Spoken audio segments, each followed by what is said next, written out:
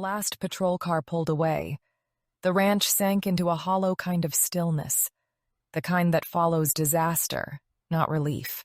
Smoke drifted in thin ribbons across the yard, clinging to the air like it didn't know where else to go. Ted stayed a little longer, walking the perimeter with the fire chief, both of them quiet, both of them carrying the weight of what the night had taken.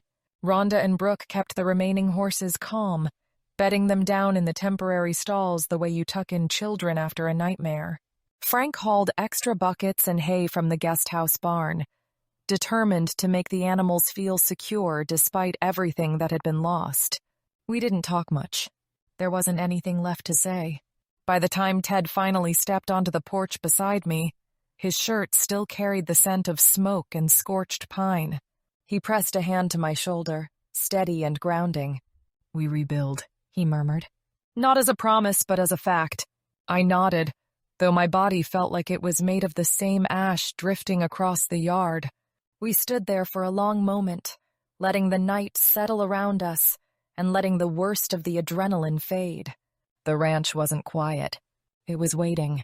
And when I finally walked inside, exhaustion hitting in waves, I knew sleep wouldn't come. Not really. Not deeply.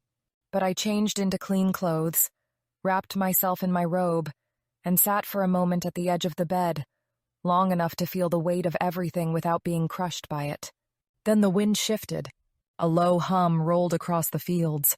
Something was coming. And that's where the next chapter began.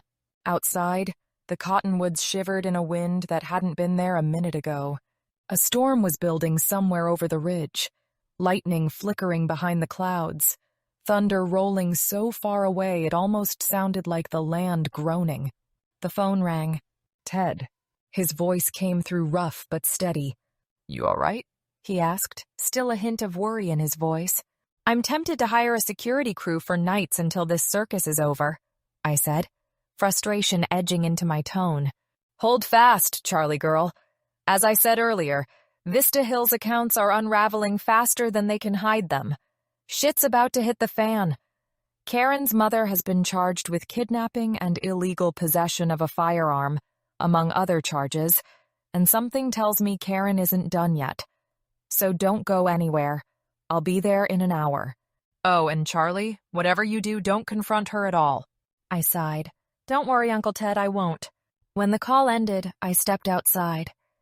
The air still smelled like burnt wood and wet earth. Across the fields, the horses grazed, but with an edge of unease. The air shifted, cool and electric. Somewhere in the distance, thunder answered back. I stepped down off the porch and called to Guardian. "Come on, boy. Walkies!" Guardian jumped up, shot down the stairs, and was at my side. We headed toward the split near the side paddocks, looking over the fire damage. But before I moved on, I remembered something. The DVR. Oh, yes. I went back to the house, yanked the DVR from its mount, and opened the footage. Camera 4. Karen Livingston and two goons in dark jackets splashing gasoline across the hay bales, laughing while they did it too. They never even bothered to hide their goddamned faces. Camera 7. Them circling the paddock fence, pouring a shining trail toward the coop. Camera 2. Karen crouching by the service door, striking a match. The screen blooms white and cuts to static. My stomach turned. I exported the clips, zipped them, labeled the files, and saved one file to cloud. Arson evidence, Cedar Creek, and sent it to Ted with one line. "They did it. Here's the proof." He called back in 2 minutes flat. "Got 'em. Sending this to Fire Marshal Danvers and Chief Whitmore right now. Sit tight, Charlie girl." I stared out again at what was left of my barn. "Too late for calm," I said. By mid-morning, the ashes had cooled to gray silk. Rhonda and Brooke were stacking charred boards when the crunch of tires broke the quiet. A familiar silver Escalade rolled to a stop at the still open gate like it still owned the road. Karen Livingston stepped out in pressed linen and pearls, clutching a manila folder like it was her personal shield. Her sickly sweet perfume hit before her voice did.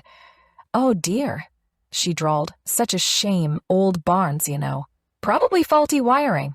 I turned, still in smoke-stained jeans. You really want to finish that sentence, Karen? Her fake smile twitched. I came to discuss the community's safety response plan. Oh, and the HOA membership form and dues, you still not filled out and signed. Tick-tock, Hale. You'll also need to sign this HOA compliance form as well, so we can. I ripped the folder clean in 4 pieces and let the scraps flutter across the gravel. You torched my barn, Karen. I saw the footage. You and your 2 little arson elves. She went white. Oh, honey, you can't prove squat. I smiled, slow and sharp. Oh, but I can, sweetie. And in full 4K splendid color, too. She tried to laugh. Those cameras are probably surveillance rejects from a $5 Walmart sales bin. Probably didn't even record properly. Why would I do something to jeopardize a property I'll soon be owning? I mean, after everything? That's absolutely ridiculous. Think about it. That would be counterproductive, don't you think? Huh? She said with a smug, arrogant grin, which of course only made my blood simmer more. I stepped closer, eyes locked on hers. Oh, they recorded all right. Don't worry about that. They're just fine. They recorded every splash of gas, every flick of your little matchstick rebellion, all caught on camera and in living 4K color. Chief Whitmore and the fire marshal already have it on repeat, so maybe drop the stupid act, huh? Sweetie, her mask cracked, but I kept going. Or maybe it's simpler than that, Maybe it's because some greedy, self-entitled, delusional HOA president who doesn't like being told no, and then decided to have a temper tantrum with a gas can and a box of matches. You torched my barn, my history, my peace, because you couldn't get your own way, to grab land that was never yours to begin with, you skanky bitch. I folded my arms, glaring at her. I hope you like the color orange, Karen. Because where you'll be going, that's all you'll be wearing for the next 20+ years. Oh, and just FYI, the inmates there hate HOA bitches too. You wanted to bury me in paperwork and red tape? Well, I'm going to bury you in court. And when the gavel drops, I'll be sitting in the front row with popcorn. Her hand shook, voice wobbling between fury and fear. You think you're so smart, huh? You think you've won? You should have just packed up and left. But no. You had to be stubborn and make things 10 times more difficult. You have no idea who you're dealing with. I chuckled, dry and cynical. Oh, honey, I know exactly who I'm dealing with. So, let's see here, a 2-time heavyweight loser who decided to tag team with Mommy Dearest, which would make you guys a 4-time heavyweight, go nowhere, get nothing, pair of losers. And your booby prize? An all-expense, paid trip, straight into the nearest maximum security women's prison. Do not pass go, and do not collect $200 either. The air felt heavy, so still I could hear my own pulse in my ears. Karen, I said quietly, walk away. It's over. But nope, she didn't move. Her eyes have that glassy edge that comes when anger turns to panic. You don't get to tell me when it's over. Her purse slid from her shoulder, spilling papers and keys onto the gravel. Then I saw the flash of silver. Karen, don't. She drew the pistol anyway. My body went cold. Guardian stepped forward, a low growl rolling out of him like thunder. Rhonda and Brooke watched nervously at a distance. Brooke was already calling Frank while Rhonda called Ted. Stay back, she screamed, hands shaking. I swear I'll... The shot cracked before she finished. A line of fire ripped across my upper arm. The sound was swallowed by Guardian's growly bark as he launched himself at her like a bullet. They hit the ground hard. The gun skittered away, disappearing under the edge of her SUV. Karen shrieked as Guardian's jaws locked around her wrist, not enough to maul, but enough to make her drop every ounce of fight she had left. Guardian, off! I shouted, pressing a hand against my bleeding arm. He obeyed instantly, stepping back but keeping himself between us, his teeth bared, every muscle vibrating. Karen clutched her wrist, eyes wild. This isn't how it was supposed to go, she squawked. She said we would win this time. This isn't fair. I steadied myself, holding my upper arm. voice colder than I meant it to be. "Oh, you mean your dear sweet mommy? The jailbird ex-con? Don't worry, bitch. She'll be keeping you company in prison. You two can hash out everything you screwed up on, and blame each other all you want for all I care." Her lip trembled, fury melting into disbelief. "You think you know everything? Well, you don't." "I don't have to," I said. "The cameras already do." "You're bluffing." "Oh, but I don't need to bluff when the game's over and you've lost." "Again, so that's my family. 2 and yours, still a big fat 0.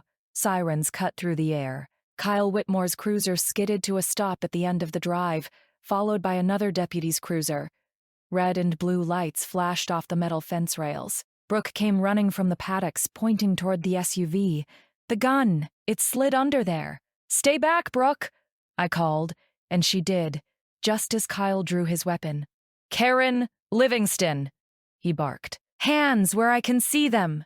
Karen froze, chest heaving. You can't arrest me. I am innocent!" "You're all conspiring against me. This isn't over, Hale, I swear." The deputy was already sliding under the vehicle, retrieving the pistol with gloved hands. Kyle lowered his gun, voice calm and firm. "It is over, ma'am, for you, that is." He stepped closer, calm as winter. "Karen Livingston, you're under arrest for felony assault, animal cruelty, attempted murder, and arson." He cuffed her wrists, reading her rights as she fought uselessly against the steel. The deputy sealed the weapon into an evidence bag and tagged it.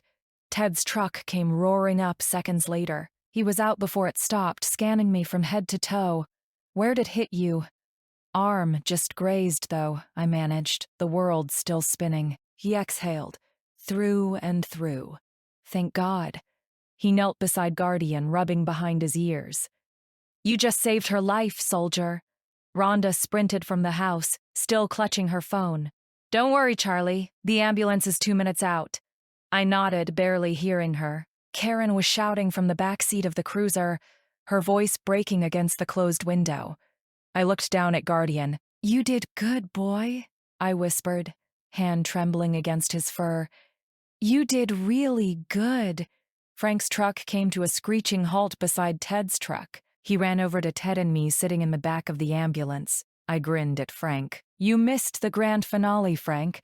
But don't worry, the cameras caught the whole thing." The hours after the shooting passed in a haze of flashing lights and questions. By sunrise, the yard was still and damp, smelling of smoke, rain, and spent adrenaline. Rhonda brewed a pot of coffee strong enough to wake the dead, the kitchen filled with that comforting bitterness and the faint hiss of the percolator. Marla sat at the table, sleeves rolled, legal pad already half filled with notes. Brooke moved quietly, setting out mugs, the soft clink of porcelain steadying the air. "Civil courts first," Marla said, tapping her pen. "Karen's locked down, no asset movement, no transfers. After that, the criminal case goes to the DA. We're ready." Ted and Frank had shut themselves into the back office. The door pulled nearly closed, just a sliver left open so their voices drifted down the hallway. The rest of us sat around the kitchen table, court documents and evidence sheets spread across the wood like a battlefield map. Marla traced her pen across the civil case outline.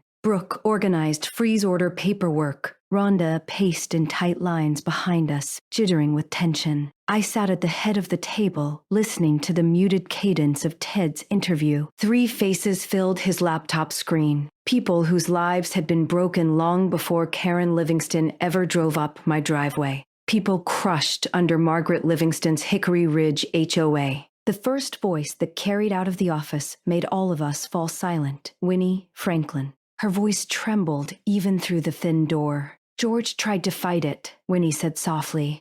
"We lived on that farm for 42 years. We were never part of any Hickory Ridge HOA.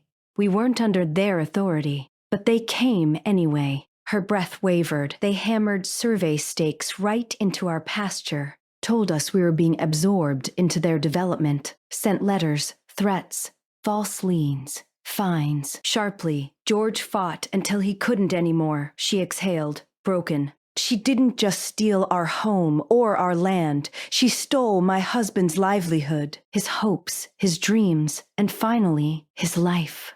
The love of my life. Brooke froze mid-scribble, hand covering her mouth. Rhonda turned away, wiping her cheek. Marla whispered, "My God." Frank's low, steady tone drifted from the office as he guided Winnie gently through the rest. Then came Tracy Renaud, the retired schoolteacher. Her voice was soft, controlled, but shaking at the edges. "They marked my vegetable garden with survey flags," Tracy said. "Told me Hickory Ridge was expanding their boundary, and my land was already designated for community growth. Said fees were coming." A bitter, heartbroken laugh. There were never any real documents. No real fines or liens. It was all nothing but a big con, made up to intimidate us. Marlo wrote fast, her jaw set, and then Sonia Alvarez spoke, the quiet librarian with tired eyes and shaking hands. "They blocked my driveway with a truck," Sonia said. "Told me I had to sign an integration document for Hickory Ridge HOA. I told them I lived miles outside their subdivision." Her voice cracked. They didn't care. She took a shaky breath. "The next week, Margaret sent her Hickory Ridge landscapers onto my property." Her voice trembled harder. "They dug up my entire front garden, my lavender, my lilies, everything I'd planted with my mother, and threw them all into a dumpster." Rhonda hissed under her breath. "That woman belongs in a cage," Sonia continued, voice thin and devastated. "She said I wasn't in compliance with Hickory Ridge HOA standards. I was never part of Hickory Ridge. I never signed anything. She destroyed 20 years of work because I refused to roll over and give her my land." The kitchen went silent. This wasn't a neighborhood conflict. It wasn't an HOA dispute. This was a con, a pattern of organized land theft. The exact same blueprint Karen was now copying under Vista Hills. Ted's firm voice carried down the hallway. "Your testimonies matter. They'll be part of the case. None of this is going to be buried again." Winnie whispered, a shaky thank you. Tracy sighed in relief. Sonia murmured, "Please, don't let them hurt anyone else again." Marla snapped her notebook shut. "This ties everything together," she said. "Intent pattern. Years of it." Rhonda nodded sharply. Brooke straightened, fire in her eyes, and something inside me settled, hard, steady, certain. We weren't just defending Cedar Creek anymore. We were exposing an empire of fear built by a mother and expanded by her daughter. Before anyone could say anything else, a knock sounded at the back door. Brooke opened it, and the morning light spilled in along with a handful of familiar faces. Eleanor stood there, a basket of warm blueberry muffins in her arms. Behind her came Ben Nichols from the feed store, Jessa from the riding club, two of the parents whose children had taken lessons, and a young woman with a camera bag slung across her shoulder. "We heard what happened," Eleanor said softly. "We thought you might need breakfast and company." Jessa's voice wavered. "Charlene, I owe you a huge apology." When Karen started spreading those awful lies about neglect and unsafe barns, I believed her. I pulled my daughter out of lessons without asking you. "I'm so sorry." Ben nodded, shame clouding his eyes. "We all should have known better. You've done right by everyone here. We'll help you rebuild. Just say the word." Two more parents stepped forward, one holding a pastry box, the other a thermos. "The kids miss this place," one said quietly. "They keep asking when they can come back." My throat tightened. "Thank you," I managed. "That means more than you will ever know." The journalist introduced herself. "Lydia Price, local news blog. I'd like to tell your story. The truth, not HOA propaganda." Marla smiled faintly. "After court," she said. "Let the verdict speak first." Eleanor poured coffee into mismatched mugs and set the basket down. "We'll handle the chatter," she promised. "You just keep being you." Rhonda looked up, eyes rimmed red but hopeful. "Feels like people are finally beginning to see her for what she really is." "They are," Marla said, closing her folder. "In 1 week, we walk into that courthouse, And this time, the truth walks in with us. When the last of them left, I stepped onto the porch. The air smelled of wet earth and wood smoke. Out beyond the paddocks, the sunrise cut through the fog in thin, gold blades. Valor leaned against, my leg warm and steady. For the first time in months, the quiet didn't feel so threatening. It felt earned. Maybe, I thought, this land remembers kindness too. By the week's end, the yard no longer felt haunted. Reporters gathered at the gate, but the community, my community, stood between them and the porch. For the first time in months, the place felt like home again. 1 week later, the courthouse rose out of the morning haze like a monument to second chances. The marble steps gleamed, and the air smelled faintly of rain on stone. Reporters lined the walkway calling my name as cameras clicked. Inside, the halls smelled of lemon oil and varnish. Every footstep echoed. At the far end, double doors marked Courtroom 3 stood open, spilling golden light. The room was old-world elegance, paneled in oak, heavy with quiet expectation. Tall windows draped in burgundy cast warm light across the benches, all of them full. Rhonda and Brooke sat directly behind me. Eleanor occupied the second row, a notebook balanced in her lap. Claire Mendez was there too, her arm still in a sling. Faces I hadn't seen in months filled the gallery. Parents, neighbors, even farmhands who had once worked for us and drifted away during the chaos. Across the aisle, the benches behind Karen were nearly empty.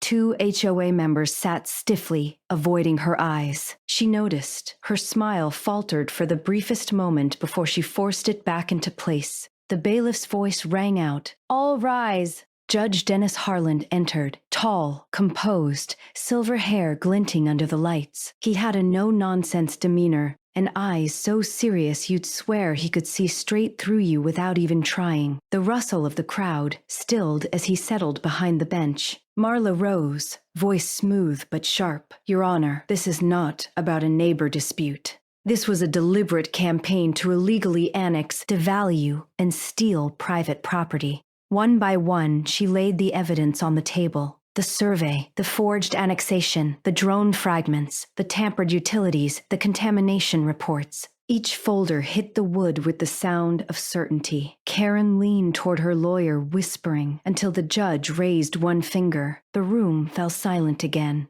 The first witness was Winnie Franklin. She moved toward the stand slowly, as though grief itself weighed down each step. After she was sworn in, she folded her hands tightly in her lap, preparing herself. "My husband and I owned a small ranch outside Hickory Ridge," she began. "We were never part of Margaret Livingston's HOA. We didn't want to be, but she wanted our land for her expansion." Winnie drew a trembling breath. "She started staking our property, sending threatening letters saying we owed dues for an HOA we never joined. Margaret had men come to our door late at night, telling us we'd thank her later once the development was finished." Her voice softened. Karen was there sometimes, teenager, quiet, but she watched everything her mother did, watched every scare tactic, every threat. A murmur swept quietly through the gallery. "She took our land," Winnie whispered. "And after losing everything he worked for, she took my husband's life too. He died of a stress-induced heart attack because of them." The courtroom fell into a thick, heavy silence. Tracy Renault, retired teacher, approached next. She held her shoulders tall, despite the tremble in her fingers. "I lived alone," she said simply. Margaret targeted people who lived alone, too poor to fight back, or didn't know the property law enough to fight back. Tracy adjusted her glasses. "I never signed anything, never agreed to join any HOA, but Margaret filed a forged acceptance with my name on it and demanded I pay thousands in fines and dues." She glanced briefly at Karen and Brian. All the documents, forged signatures, adjusted property maps, threats dressed up as fines and notices, came from him. Same handwriting, same notary stamp, same man. And Taryn, she wasn't running things then, but she was always there, watching. She took a breath. Everything Karen did in Vista Hills, she learned from her mother. The final victim from Hickory Ridge was Sonia Alvarez. She held her grandmother's faded scarf in her hands as she swore in, and her voice trembled only once. My rose garden was fully inside my fence line, she said. I wasn't even part of the HOA, but Margaret wanted my land because it bordered hers. A rough breath. She sent her landscapers to rip out every rosebush I had. When I said I'd call the sheriff, she told me I'd be evicted anyway. Sonia lowered her eyes. Karen came with her once. Didn't speak, didn't threaten me, but she watched her mother tear down everything I loved. She watched, and she learned that it worked. She placed a stack of documents on the stand. These forged deed adjustments, Hickory Ridge, these nearly identical ones, Vista Hills, she pointed to the signature line. The same man signed them, Brian McQuaid. Another ripple moved through the gallery. This wasn't coincidence. It was legacy. Finally, the judge called Hillary Thompson to the stand. Hillary straightened her shoulders, took her oath, and sat with the poise of someone who had survived a war no one else saw. My property borders Charlie's, she began, and like these other witnesses, I was never part of any HOA. She glanced toward Karen, but that didn't stop her. Hillary folded her hands. Karen tried to force me to join Vista Hills. When I refused, she escalated. She sent her so-called security. She filed fake fines. She even tried the same property grab her mother used when it was called Hickory Ridge. The courtroom listened as Hillary's voice dropped into something darker. Then, when Karen couldn't get what she wanted, she went even further. She planted a duffel bag of heroin in my barn, fake drugs packaged to look like the real thing, and then tipped off a narcotics officer she'd bribed. He tried to arrest me on a fabricated felony trafficking charge. Gasps rippled through the gallery. I lost everything in one night, Hillary said quietly. My reputation, my home, my sense of safety. It was the exact same scheme Margaret ran 20 years ago, the same blueprint, just with Karen at the wheel. She steadied her voice, gazed fixed forward. This wasn't an accident, or a misunderstanding, or even a desperate HOA president. This was generational. This was taught. And in that moment, the lineage was unmistakable. Margaret, Karen, Brian. One pattern, one family legacy. 20 years of victims. Ted Redding was next on the stand. His dark suit wasn't new, but it carried a presence, soft creases where experience lived, a weathered confidence earned across decades of testimony, interrogations, and fieldwork. His shoulders were broad, his jaw steady, and when he sat, he didn't fidget, didn't adjust, didn't blink too much. He looked like truth carved into a man. And for the first time since this ordeal began, I felt a thin wedge of safety press into my ribs. Karen Livingston stared straight ahead, jaw locked, lips pursed so tightly the corners trembled. She always did that when she sensed control slipping from her fingers. It was almost satisfying. "Mr. Redding," Marla began, voice smooth, composed, lethal in its calm. "Would you explain to the court what you uncovered during your investigation into Vista Hills HOA's finances?" Ted nodded. "What I discovered was a long-running network of fake LLCs, falsified invoices, and forged authorization signatures. Two of the primary entities involved were Blackwater Development LLC and Ridgeview Landscaping and Fencing LLC. Neither existed prior to Ms. Livingston's presidency, yet both received a suspicious volume of HOA funds, far exceeding any legitimate operational need." Marla approached the witness stand. "And who, specifically, is listed on the filings for these companies?" "Brian McQuaid," Ted answered, "Ms. Livingston's brother-in-law. Both LLCs follow the same structure her mother, Margaret Livingston, used 20 years ago." A hushed murmur rippled through the gallery, sharp, uneasy, electric. Ms. Livingston's attorney, David Canavan, a man with hair so glossy it looked lacquered, leapt to his feet. "Objection, Your Honor. Speculation and inflammatory, not to mention irrelevant character attacks." Judge Harland didn't move an inch. Overruled. Sit down, Mr. Canavan. Canavan's jaw clenched as he dropped back into his seat like it offended him. Marla resumed. Mr. Redding, continue. Ted opened a folder, sliding out several printed pages. These are the transfer documents. Every time a questionable fine or fabricated violation was issued against Ms. Hale or any homeowner outside the HOA's jurisdiction, corresponding withdrawals appeared in accounts tied to Blackwater Development LLC, Ridgeview Landscaping and Fencing LLC, and a third account under the name of Pauline Bradford. A sharp intake of breath shot through the room. Marla's eyes narrowed. Pauline Bradford, Ms. Livingston's niece? Correct, Ted replied. Pauline is the daughter of Ms. Livingston's sister, Christine. Bradford is Margaret Livingston's maiden name. This account was set up to appear as a custodial minor's account. However, he slid another page closer to the microphone. The signatures authorizing the account do not belong to Christine. She denied knowledge of the account when I interviewed her. In fact, she was visibly shaken. Another wave of murmurs, heavier this time. Karen's gaze flicked sharply toward the gallery where her sister sat, pale and stone still.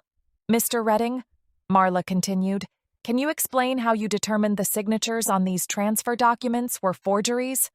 Ted's jaw tightened. Yes. I personally interviewed all 4 individuals whose names were used. 2 are elderly.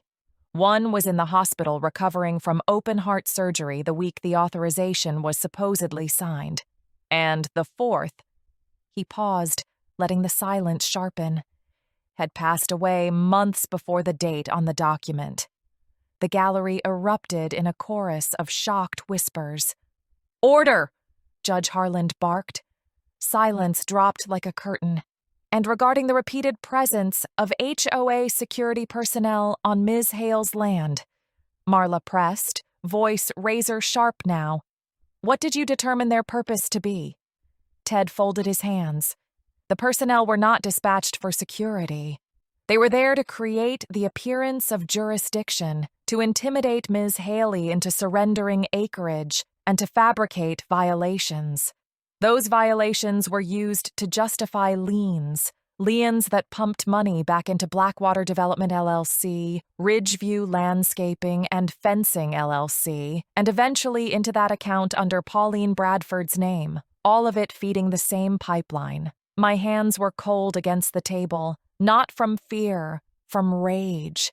Everything Ted outlined matched every gut instinct I'd had since the beginning.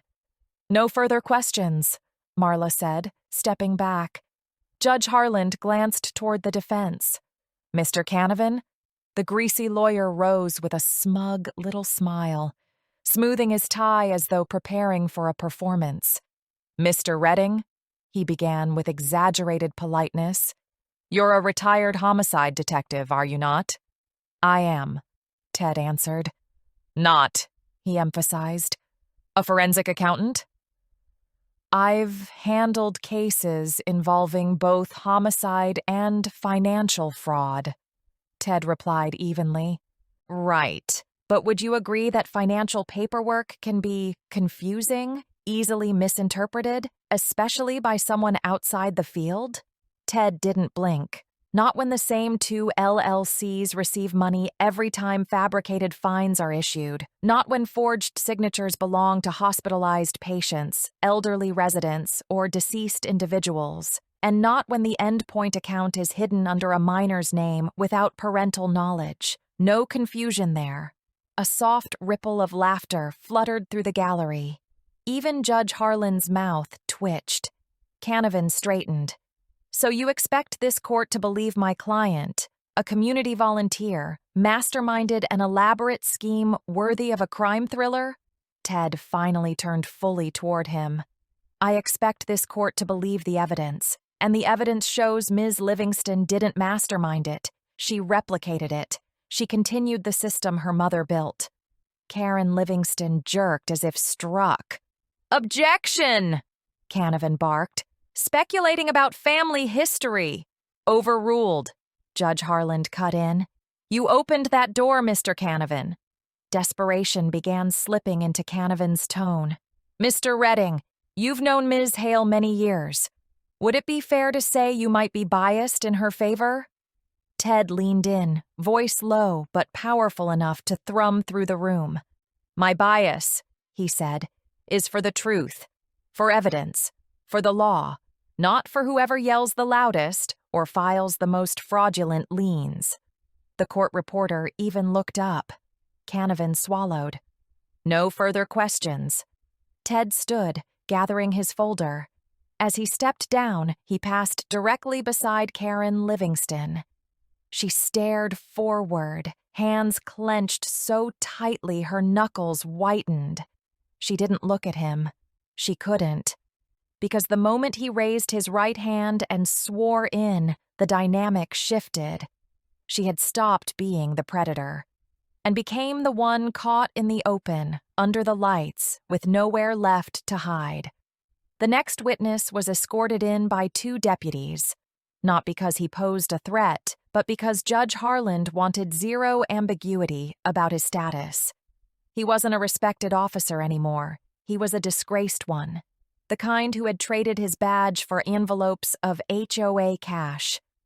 Officer Daniel Reams walked to the stand with the stiff shoulders of a man trying to keep what little dignity he had left. His uniform had been stripped of all insignia months ago. Now he wore a plain dress shirt that didn't quite fit, sleeves too long and collar too tight. Sweat dotted his upper lip. Karen Livingston didn't even look at him. She stared at the table as if hoping the wood grain might swallow her whole. After he was sworn in, Marla approached like a patient surgeon preparing for a complicated extraction.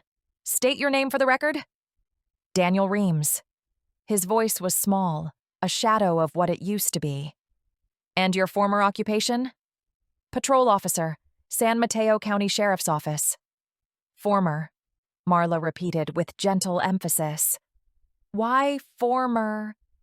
Reams swallowed. I was terminated pending criminal charges." "Which charges?" she asked. He hesitated, his eyes flicking toward Karen Livingston. Her posture didn't change, but something in the air between them pulsed, a silent warning she could no longer enforce. "Bribery," Reams muttered. "Tampering with reports. Misuse of authority." A fresh murmur rolled through the gallery. Judge Harland lifted a hand and restored quiet. Marla stepped a bit closer, voice steady. "Officer Reams, you were subpoenaed to testify about your involvement with Vista Hills HOA President Ms. Karen Livingston. Please explain the nature of your arrangement." Reams closed his eyes briefly, a man bracing for impact. I was paid to respond to certain calls from Ms. Livingston, or to ignore calls from others." My stomach twisted. I already knew some of this, but hearing it aloud in court twisted the blade. "Paid by whom?" Marla asked. "By Ms. Livingston directly at first," he said. "Later through Ridgeview Landscaping and Fencing LLC." Another gasp rippled across the gallery. Marla held out an exhibit page. "Is this your signature, acknowledging receipt of funds from Ridgeview Landscaping and Fencing LLC on 3 separate occasions?" Reams nodded shamefully. "Yes." "And why?" Marla continued. "Did Ms. Livingston pay you these sums?" Reams stared at his hands. "She wanted me to enforce HOA rules outside the HOA's actual jurisdiction, to make it look like her authority extended onto properties that legally weren't under her control. I issued warnings, filed false reports. Sometimes I just parked outside Ms. Hale's ranch entrance, so it looked like law enforcement backed the HOA. My throat tightened. I remembered those days, those cars, those silent threats.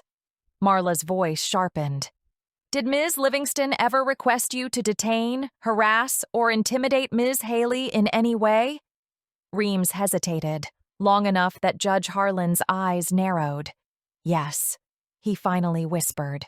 Twice she asked me to remind Ms. Hale that refusing annexation had consequences. She also asked me to perform welfare checks under false pretenses, claims of animal neglect, construction violations. None of it was real. Gasps, angry murmurs. Someone in the back whispered, "Jesus." "Mr. Reams," Marla said, pacing slightly, "did you also participate in a staged tip regarding the horse barn incident at the border inspection site?" The whole room leaned in. Reams nodded. "Yes. Ms. Livingston told me to pass an anonymous tip to local authorities, claiming drugs were being stored in a client's horse trailer in a barn Hillary Thompson was renting. It wasn't true. Karen planted the fake evidence herself." My jaw clenched so hard, my teeth ached. Hillary sat stiffly near the aisle, her hands trembling. "And after Ms. Thompson was arrested," Marla asked, "what did you do?" I told her, when she was in holding, that it was Ms. Livingston who set her up. She deserved to know the truth. This time the murmur wasn't shock, it was outrage. Marla nodded. "No further questions." Judge Harlan turned to the defense. "Mr. Canavan?" Canavan rose slowly, with the oily swagger of a man who believed charm could still salvage a crumbling ship. "Officer Reams," he said smoothly, "you're a disgraced cop, fired, charged, facing prison. Why should this court believe anything you say?" Reams's eyes flickered, but he didn't look away. "Because it's the truth. Because I'm done lying for her." He nodded subtly toward Karen Livingston. "Isn't it possible," Canavan pressed, "that you are shifting blame to my client to lessen your own charges?" "No," Reams whispered. "I'm owning my part. She needs to own hers." "You expect us to believe," Canavan continued bitterly, "that a respected HOA president masterminded bribery, false arrests, and fraud?" Reams' voice steadied. "I didn't say she masterminded it. I said she paid for it. There's a difference." A ripple of reaction swept the gallery. Judge Harlan arched an eyebrow, the judicial equivalent of, "That's enough." "No further questions," Canavan muttered. Reams stepped down shakily, escorted once more by the deputies. As he passed Karen Livingston, she didn't move a muscle, but the look in her eyes was pure, icy venom. For the first time, though, it didn't land, because the web she'd spun was unraveling thread by thread, and this time every knot was being exposed under oath. Frank Hunter's entrance. Frank Hunter walked to the stand with the steady, grounded presence of a man who never overstated anything because he didn't need to. Tall, broad-shouldered, calm, he looked like the kind of detective who had already seen the worst humanity had to offer and refused to flinch from truth, ever again. Karen Livingston shifted in her seat the second he sat down. She knew exactly who he was, and exactly how much he knew. Marla approached first. "Mr. Frank Hunter, please state for the court your full occupation for the record." "Detective Frank Hunter, Narcotics Division, San Mateo County Sheriff's Office, undercover and plainclothes assignment." A soft ripple moved through the gallery, recognition and respect. "Detective," Marla continued, "before we discuss the attacks at Cedar Creek, let's begin with the digital evidence. Did you and Detective Redding obtain legal authorization to pull electronic communications?" Frank nodded. "Yes, ma'am. Detective Redding and I obtained an electronic data search warrant through a San Mateo County Superior Court judge. All surveillance, retrieval, and forensic extractions were conducted legally through the Sheriff's Office Tech Unit. Nothing was obtained illegally." Marla nodded to the bailiff. "Let's bring up Exhibit 27A." The courtroom lights dimmed slightly as the view screen flickered to life. A phone transcript appeared, clean and stark, in black and white, with county timestamp formatting. The gallery leaned forward, instinctively. Exhibit 27A, recovered text messages. Margaret Livingston, Karen Livingston Margaret, 6:14 p.m.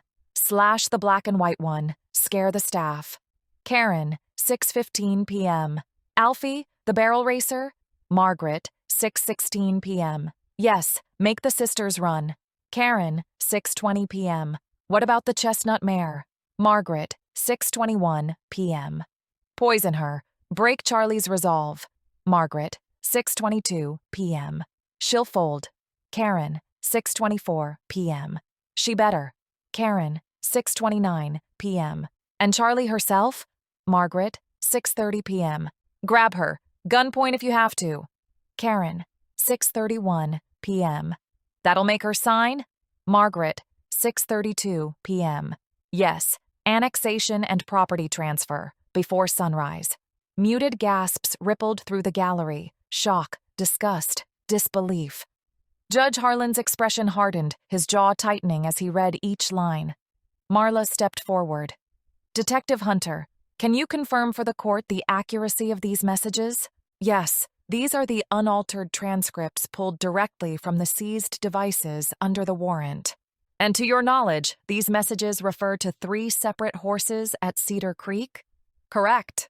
Frank's voice grew taut but steady. The horses identified in these messages are Reggie, Brooks 17.2 hand Hanoverian Oldenburg show hunter. Alfie, Rhonda's appendix Pinto barrel racer. Sophie, Ms. Hale's Westphalian thoroughbred show jumper mare. Let's start with Reggie, Marla said quietly.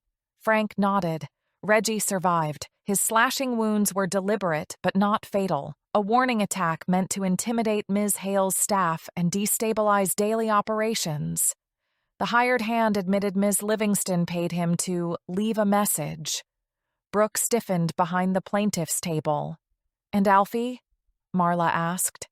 Frank exhaled slowly. Alfie was targeted because he was visible and valuable. A black and white appendix Pinto, high-level barrel racer, valued at approximately $130,000. The slashes were deep, severing major structures in the horse's leg. He died from a secondary laminitis condition caused by the initial stifle-deep slash cut and trauma. A horrified murmur rolled through the courtroom. And Sophie? Marla asked, voice lowering. Frank's jaw tightened. Sophie was Ms. Hale's prized show jumper, Westphalian thoroughbred, approximately $250,000 in value. The messages refer to her as the chestnut mare, but also show Ms. Livingston mockingly calling her a plow horse. She was poisoned deliberately. The toxin found in her system matches the compound Dr. Santos recovered from the barrels near the pond. The gallery erupted, a wave of outrage and grief, until Judge Harland silenced it with a sharp command. Marla approached the witness box. Detective, these messages also refer to Charlie herself. Can you explain that portion? Frank nodded grimly. Ms. Livingston and Margaret Livingston planned an abduction. The intent was to seize Ms. Hale near the South Trail at night, hold her at gunpoint, and force her to sign both the annexation form and the property transfer documents. The room drew in a collective breath. Was this plan ever attempted? Yes, Frank said. We found tire tracks behind the South Trailhead matching the vehicle described in their messages. We were also able to track Ms. Hale's position using a tracker we placed in the lining of her jacket pocket, which activated the moment she was taken from the property. Marla steadied her voice. Now, Detective, how do these acts tie into the fraudulent LLCs uncovered earlier by Detective Redding? Frank opened a folder. Payments to the hired hand who slashed Reggie came from Ridgeview Landscaping and Fencing LLC. Payments connected to Alfie's attack came from the same account. The poison used to kill Sophie was purchased with funds from Blackwater Development LLC, and the attempted abduction references were found alongside payments made through a personal account tied to Ms. Livingston's niece under the name Pauline Bradford. A sharp intake of breath moved across the courtroom.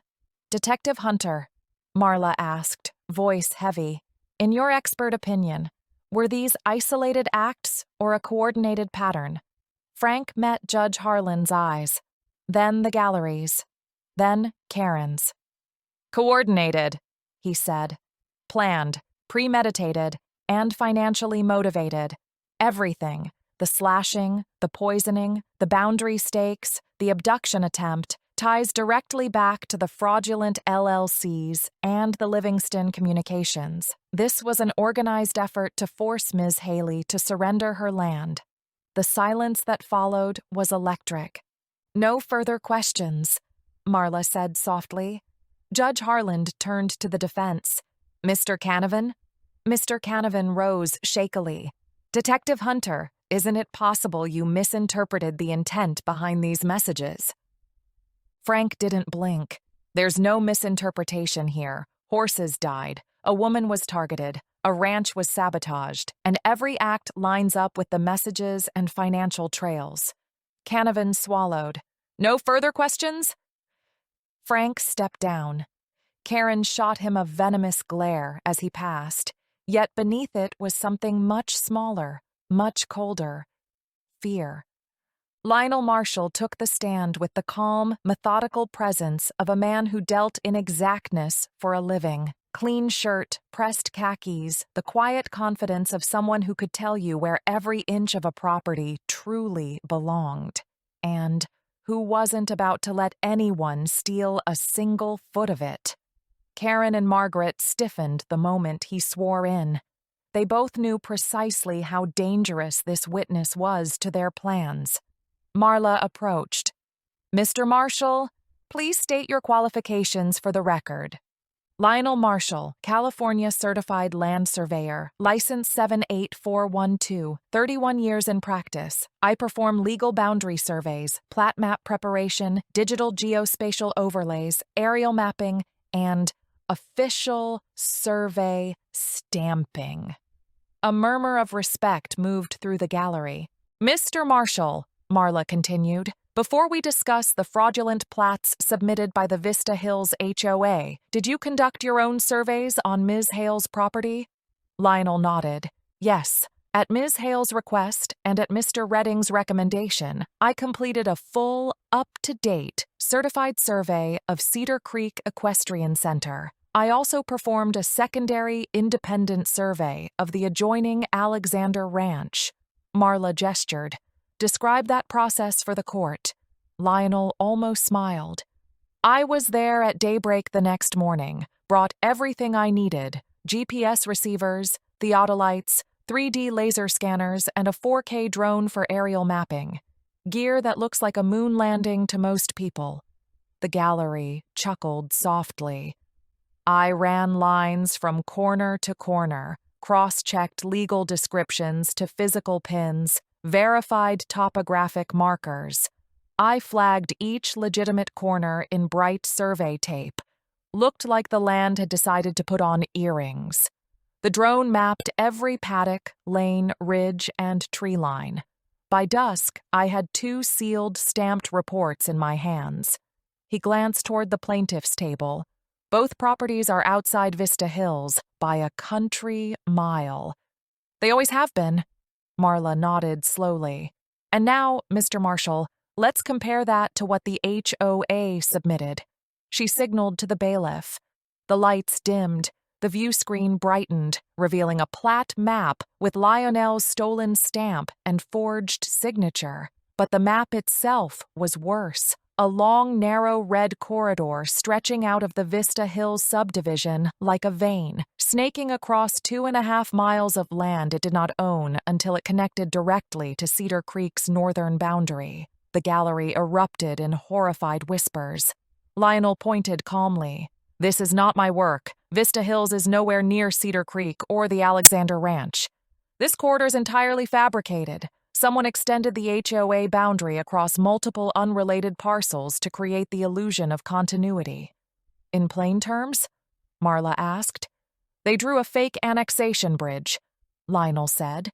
"A corridor designed to reach Cedar Creek on paper, even though the HOA is 2.5 miles away in reality." Karen visibly swallowed. Margaret stared at the floor. "Mr. Marshall," Marla said, "were you able to determine who created the fake corridor?" Lionel nodded. "Yes, Metadata from the file reveals it originated from a workstation tied to Ridgeview Landscaping and Fencing LLC, an entity owned by Brian McQuaid, Ms. Livingston's brother-in-law. Additionally, Blackwater Development LLC paid for the prints and courier service. A sharp intake of breath moved through the courtroom. Marla folded her arms.